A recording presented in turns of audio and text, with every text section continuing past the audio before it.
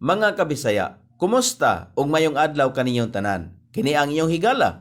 Kabisaya Nonay B ang mopaambit usab kaninyo sa minungdanong butang ang pulong sa Dios. Karon atong kutloon ang Jeremiah kapitulo 33 bersikulo 6 nga nagkanayon.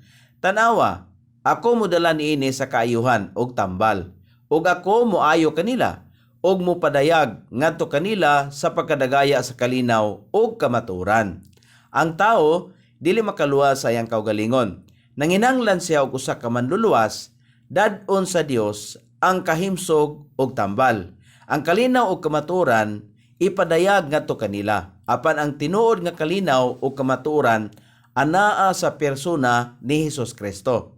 Ang sala nagdominar sa kalag sa tao, hangtod nga gipildi ni Hesus ang sala dito sa cross.